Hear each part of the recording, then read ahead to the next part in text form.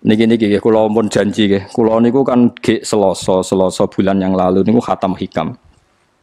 Terus kula mulang hikam teng mriki Selasa pagi niku pun sekitar 2 tahun. Pokoke walhasil diparingi Allah niku khatam. Terus kula kepengin napa? Ngatami donga nu saniki mergi cara ulama tambah kathah tambah napa sae. Dadi ora usah sampean di perasaan ora melok ngaji kok melok khataman. Sing ngaji ya mbok paham ora ya ora roh. Sing ora ngaji pokoke ora roh padha ora roh, sing penting ditampa napa pangeran ngoten mawon. Dados kula gadah azam pokoke donga ngoten mawon nggih nek donga ya ora usah tenanan ya apik ora ya apik. Mergo pangeran mesti napa pirsa. Jadi tenanan itu ikhlase, nak ndonga ora usah tenanan, sing tenanan apa? Mergi cara hikam niku termasuk ngeten. Hikam niku yang ngarang hikam niku jenenge Ibnu Athaillah As-Sakandari. Ini muridnya Abdul Abbas Al-Mursi. Abdul Abbas Al-Mursi niku muridnya Abdul Hasan napa? Asyadzili. Kula niku sinau hikam mulai riyen mun bertahun-tahun sampai sekarang. Tiap badhe tilem sering maos hikam. Jadi hikam termasuk madzhab ngeten, tapi aja nut kados tiyang sing ora tau mlebu masjid ya aja nut iku wali. Nah kowe gawe-gawe. Nah kowe nglakoni ngono ben dadi wali wae ora mutu niku mboten alami. Hikam itu kalau berdoa itu sekali. Kula nu nate umroh 2009, terus haji 2013. Terus kemarin kula umroh malih tahun kemarin, baru ruwah kemarin. Niku kadang-kadang berkali-kali kalau itikaf teng multazam, tapi ora tau sida donga sampai sakniki.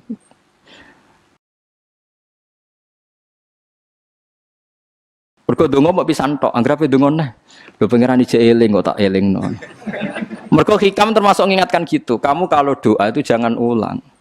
Karena yunabbahu iku man yajuzu alil ikhfal, yang boleh diingatkan hanya orang yang mungkin lupa. Allah ora bakal lali kok mbok elingno. Dadi kula anggere ning ngarepe multazam pe donga. Lho dong aku wingi pangeran cek eling. Ya wis ra sida dong. Wah agrape dongone, tapi ndak gawe-gawe lho, saya asli, maksudnya asli. Agrape dongone. Kan cek eling kok. Ya wis. Sampai kula nu teng raudhah niku akhirnya mau maca selawat, maca Quran. Angger donga seeling to Gusti ngono terus. Dadi yo pancen unik, wong-wong wali ku unik. Aja gawe-gawe lho, tapi aja nut kula. Cuma pancen hikam adzab ngoten.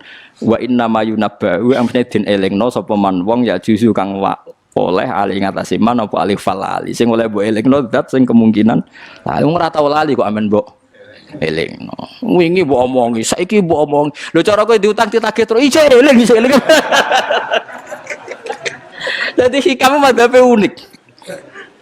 Ya tapi udahnya wali ya tetap napa? Wali itu keliru tetap wali. Nah, ben arah wali ku bener wae tetep ra wali wis ra bakat. Tapi aja gawe-gawe lho, syaratnya napa? Syaratnya aja napa? Gawe-gawe. Iki kula sering diprotes wene. Gus ora tau ora jenengan donga. Jare sapa ora donga? Wingi sedonga. Kok ora donga nah? Jeleng. Kadang kula yang ngerasa dosa tapi piye kadang teng ati ngoten ya akhire ya ora roh.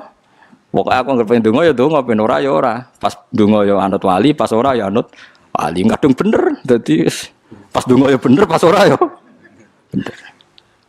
Tapi itu memang sebagian madzhab beliau. Jadi ini nanti saya bacakan hikam dua kata mutiara terus donga, supaya donga sampean donga, supaya donga. Piye-piye kita gadah sanad madhab yang diakui termasuk Thariqah Mu'tabarah selain Naqsyabandiyah, Qadiriyah, napa Sadiliyah. Lah Sadiliyah itu nggih hikam niku meneh mergo hikam sing aran Abdul Abbas Al-Mursi muridé Abil Hasan napa Asy-Syadzili. Sehingga orang tahu madhab Sadiliyah ya lewat kitab napa hikam. Makanya kitab-kitab apa saja generasi setelah beliau itu enggak bisa lepas dari kitab napa hikam. Sampai diarani hikam atau iya. Madhabe napa atau iya. Mergo atau iya iku maknane sing arangu napa Ibnu Athaillah disebut hikam atau iya. Itu beliau sebetulnya ya ada orang alim yang butuh mikir jelimet nggih mboten. Ya wong waras wonten mawon. Misalnya orang waras begini, pancen wong waras itu beda mek waras pancen. Misalnya gini. Saya ngambil uangnya Mustafa tanpa pamit boleh ndak? Ndak boleh kan. Terus beliau membuat makalah gini, kula aja hafal. Mana aka antat da'iya mimma lil makhlukin Allah itu mencegah kamu, melarang kamu mengklaim barang yang tidak milik kamu. Padahal sama-sama miliknya makhluk. Misalnya Mustafa punya mobil, aku milik saya boleh enggak? Boleh enggak sama siapa saya? Enggak boleh kan? Mustafa punya rumah, aku milik saya boleh enggak? Enggak boleh. Kalau mengaku miliknya orang sama-sama makhluk saja enggak boleh, apalagi kamu ngaku-ngaku hal yang milik Allah. Misalnya sifat menentukan nasib itu milik siapa? Allah. Menentukan su'ul khotimah atau husnul khotimah itu milik siapa? Kamu tidak boleh. Misalnya gedeng orang, wong ngono iku mesti su'ul khotimah. Lho sing nentukan itu milik Allah. Wong ngaku barange wong ora oleh apa meneh ngaku sing hake Allah Subhanahu wa taala. Jadi sebetulnya nak ngendikan ya normal saja. Artinya ijtihad itu kan normal, tidak perlu orang pinter banget. Tapi sing roh iku wong waras ngono maksudnya. Setelah dijelaskan kan masuk akal. Kayak tadi. Ndonga kok terus kaya sing mbok omongi wingi lali, urung lali kok sebab elingno meneh. Kan masuk akal.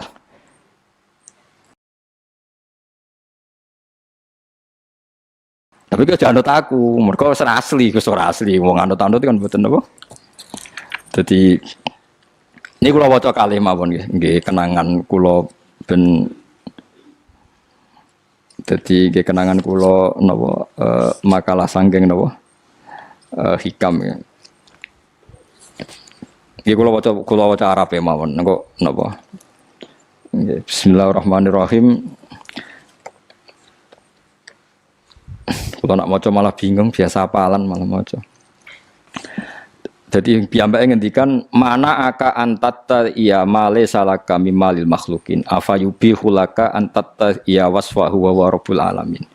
Di Allah ngelarang jenengan mengaku barang yang miliknya orang lain, apalagi ngaku-ngaku hak sing miliknya Allah Subhanahu wa taala. Sehingga kita tidak boleh misalnya maksud noti yang wong iku mesti celoko, nyelakano orang itu hak sinten? Hak ya Allah. Kowe ora usah GR sok ben mesti bener, iso wae saiki bener sok ben salah. Kamu juga enggak usah merasa salah, iso wae saiki kira saleh sok ben saleh. Ya sudah itu hak ya Allah, sudah ada itu.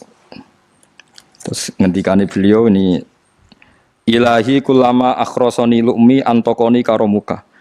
Gusti ketika saya didiamkan oleh kesalahan-kesalahan saya, antokoni karomuka, maka saya digerakkan oleh sifat lomane jenengan. Itu perasaannya hikam. Misalnya sampean ngerasa dosamu akeh terus rawani donga, ngerasa salahmu akeh terus ngerasa ora ahli swarga. Niku jare hikam, Gusti kula nak eling salah kula kok ora pantes mlebu swarga. Tapi nak eling lomane jenengan nggih pantes mawon. Lha iku dindut wong ngono niku wis dindut. Dina eling dosamu sampean akeh kan gak pantes mlebu swarga. Tapi nak eling jembare rahmati Allah nggih pantes mawon. Ilahi kullama akhrasani lumi antaqani karomuka. Wa kullama ayasatni ausofi atma'atni minnatuka. Ketika saya putus asa karena sifat-sifat saya yang buruk, maka saya akan digerakkan lagi punya harapan karena saking melimpahnya nikmate jenengan to peparinge jenengan. Terus beliau di sarah-sarah dicontohkan. Saat Umar masih kafir itu pernah gak minta jadi muslim kan enggak, tapi ketika Allah menghendaki dia jadi muslim maka jadilah Umar seorang yang muslim. Jadi orang tanpa keinginan pun kalau Allah menghendaki baik ditarik yang menjadi baik. Artinya kamu jangan percaya wong aku apik ya dadi wong apik piye, wong aku ngene. Wong sing ora tau niat apik wae iso diapikno pangeran kados sinten Sayyidina Umar. Sunan Kalijaga ketika nggarong ning gone Sunan Bonang niate ya untuk emas. Niate wae elek, tapi ketika Allah ngersakno dadi apik ada takdir yang memandu dia jadi apik, bahkan dadi wali.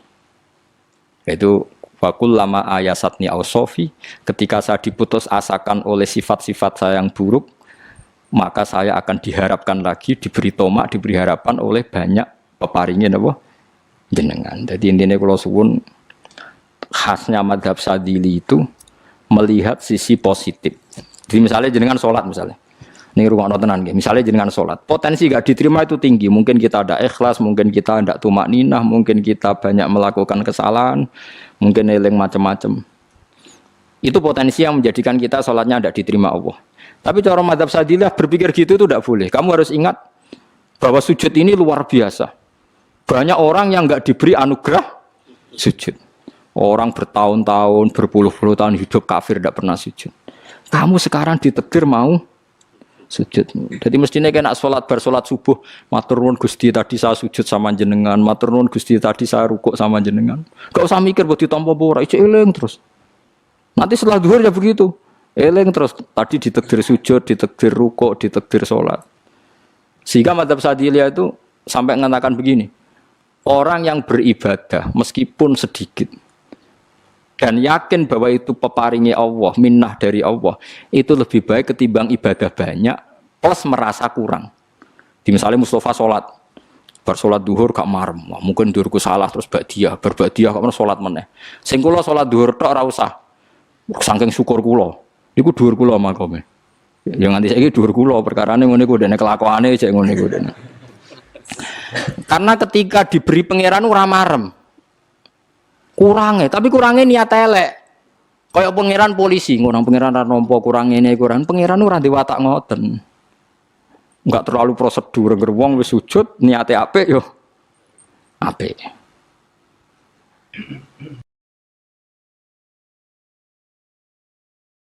Ya mulane kula nate debat mbek jenengan kula kan bolak-balik cerita. Sampai nak sujud itu untuk menjadi sah itu kan bathuk, tangan loro, dengkul loro, delamaan loro, sehingga harus sujud pada 7 anggota. Jadi menurut madzhab yang asoh kalau sujud itu harus 7 anggota. Tapi ada ulama yang mengatakan cukup bathuk tok ambek sikil. Angger wis ngene jenenge sujud. Alasannya ulama iki masuk akal. Saiki nek diwalik. Ana Zaid yang muslim. Bathuke ditemplekno bumi niat sujud ning berhala. Hukume kafir ta ora? Enggak jawab ya, kafir kan? Iku syaratnya anggota pitu apa asal bathuke nemplek? Mulane jare ulama sing kaul sani. Lah iya nggo murtad ora usah syarat kok nggo bener. Syarat. Lah iya sing digo murtad ora usah syarat kok sing sujud nggo pangeran. Syarat. Nggo syarat. Nah ngono ora usah syarat anggere ngono ya jenenge sujud. Buktine wis sah nggo dadekno murtad. Yo. Yo ulama yo macam-macam. Mane kok janut aku ilmune sakit. Artinya sampean ra kudu anut mazhabku. Maksudnya mergo kula lah ya sadar sebagian mazhab saya itu masalah bagi Anda. Tapi saya ikut Anda lebih masalah kan. Ngopo kok ora roh? Maksudnya kan gak jelas. Acuannya hukum ndak jelas. Ya karena tadi kamu sekolah di Australia, di Amerika, wong kok kancanan wong kafir. Tapi barokahnya anak-anak yang sekolah di sana, yang kerja di sana, akhirnya di Amerika ada masjid. Di Australia itu barokahnya mahasiswa, pekerja, orang kedonyan macam. Sekarang orang kedonyan di Taiwan, di Korea bikin komunitas masjid. Ya, akhirnya di bumi Allah di sana ada yang sujud. Ya itu nyata. Meskipun teori Anda juga nyata, sebagian mungkin katut widoan ning kono katut macam-macam. Sama-samanya ya sudah kita berpendapat ya seperti itu. Wallahu a'lam sih yes, ya mungkin naik apik, mungkin ora. Wallahu a'lam supaya donga supaya apik. Tapi kan kita ndak satu arah karena ngendikan ya seperti gejolokannya Allah dengan Nabi Ibrahim itu kan kelihatan. Malaikat Israel berjabut Nabi Ibrahim. Nabi Ibrahim gak terima, gak iso Israel. Aku iki kekasih pangeran. Mosok dipateni. Hal ra'aital khalil yumitu khalilah. Ana kekasih mateni kekasih, mesti keliru perintahmu Israel. Semune ngono Nabi Ibrahim, kowe tetep dipateni. Cara Israel wis menarik. Akhirnya balik teng pangeran Gusti, amartani ila abdin la yuridul mauta wa yaqulu hal ra'aital khalil yumitu khalilah. Ya Allah, Engkau memerintahkan saya pada hamba yang enggak ingin mati. Dia bilang, masa ada kekasih membunuh kekasihnya. Cara Israel masuk akal, bisa mikir juga Israel. Cara dia masuk akal. Jawab Allah ini. Qullahu jadi, katakan pada Ibrahim, hal ra'aital khalil yakrahu ayyal khalilah.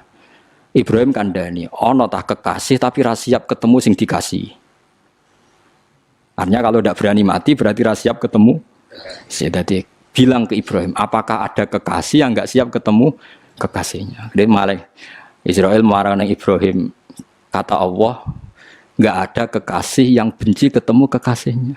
Oh ya, mati saya kira apa-apa. Nah, itu logika yang terbangun. Makanya dengan perbandingan logika itu akan kelihatan. Pertama koyo-koyo logika Ibrahim itu masuk akal. Tapi ketika Allah ngendikan, ono tah kekasih ra siap ketemu kasihnya. Nah, kitab Mahalli itu kitab yang menjelaskan sekian teori fikih yang tidak mansus ya, saya ulang lagi, yang nggak ada nasnya.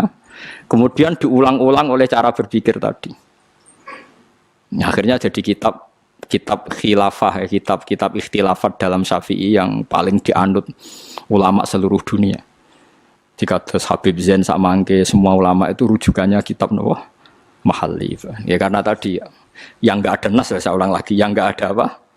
Nas itu ada sekian pilihan kaul. Ya sama-sama masuk akal tadi.